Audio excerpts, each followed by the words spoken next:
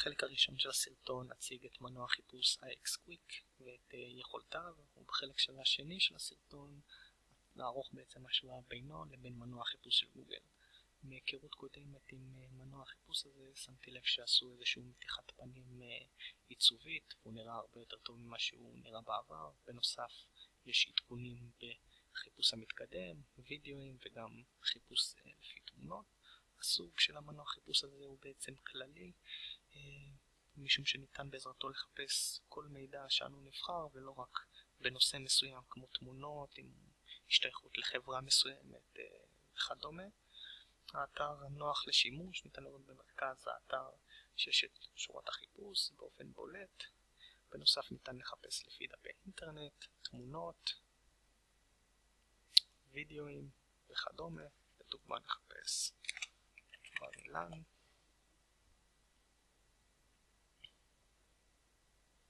ניתן לראות שייתן תוצאות מתאימות, וכמו כן גם סרטונים. האתר תומך בכתיבה בעברית כמו שראינו, אך יחד עם זאת שפת התצוגה שמופיע הוא באנגלית או בשאר שפות אחרות, אך כרגע לא תומך בשפה העברית. אין צורך בנוסף לכך להירשם לאתר, האתר הוא לשימוש חופשי. החיפוש המתקדם דומה מאוד לחיפוש המתקדם של גוגל, יש כל מיני אופרטורים שאנחנו יכולים לפעול איתם לפי כל מילים שאנחנו רוצים, לפי מונח מדויק, לפחות מילה אחת.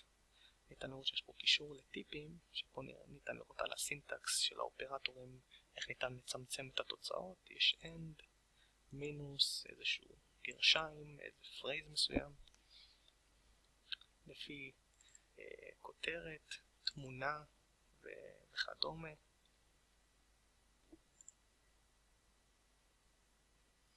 מבחינת התוצאות, לדוגמה נחפש קל לימודי מידע, ניתן לראות שנתקבל תוצאות רלוונטיות, וניתן גם לעבור בין הסוגים השונים של החיפוש כתמונות לוידאוים, להיכנס לתוך החיפוש המתקדם, ונראה שקיבלנו תוצאות ברורות ומספקות. עכשיו אעבור לחלק הזה להשוואה בין מנועי חיפוש אלה. מבחינה ויזואלית ניתן לראות ששניהם דומים, שניהם סוגי מנוע חיפוש כלליים, כי אפשר למצוא דרכם כמעט כל פרט מידע אפשרי. חיסרון לדעתי שיש לה iXQuick, במידה ואני אחפש בר אילן,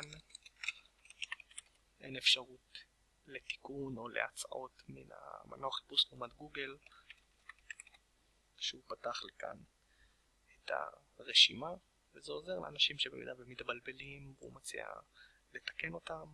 גם במידה ולמי שאין מקלדת או קרתה תקלה במקלדת, נפשר בגוגל להשתמש באפשרות הזאת, או גם חיפוש כולל במידה ויש למישהו מיקרופון. שניהם בעצם מוכרים לשימוש, בשניהם ניתן להגיע לתוצאות במהירות. גם החיפוש מתקדם בשניהם הוא נגיש ואפשר להגיע אליהם בכל צורה, גם שינוי שפה וכדומה. שניהם תופחים בכתיבה בשפה העברית, אך בגוגל יש גם אפשרות לממשק שיופיע בעברית, שגם במידה ואנשים שאינם יודעים או אינם מתמצאים בשפה האנגלית זה יכול לעזור להם.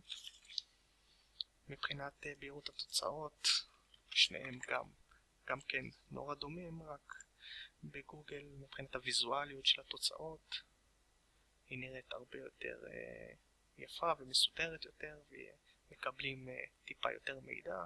אבל במידה ונרצה להיכנס לאתר מסוים נקבל את אותם סוג של קישורים וכתובות, ככה שאין ביניהם איזשהו הבדל משמעותי בתוצאות החיפוש. כמו כן גם לא מצריך בשניהם איזושהי הרשמה באתר. בנוסף לכך, בחיפוש המתקדם של גוגל יש אפשרויות שלא קיימות ב-iXQuick, כמו לדוגמה שפה, אזור, עדכון אחרון, זכויות שימוש, שזה נורא חשוב למנוע חיפוש ולצמצום החיפוש שנרצה. וזהו בגדול. נראה ששני האתרים הם עומדים על הקריטריונים להיות מנועי חיפוש טובים. ה-XQuick יש לו כמעט אפשרויות זהות כמו לגוגל, ולדעתי הוא פחות מצליח בגלל שהוא פחות פופולרי ופחות אנשים מכירים אותו, אבל יש לו עתיד להיות מנוע חיפוש מוצלח, כי יש לו כמעט את אותו אפשרויות כמו שיש לגוגל, חיפוש תמונות, וידאו, חיפוש מתקדם ועוד.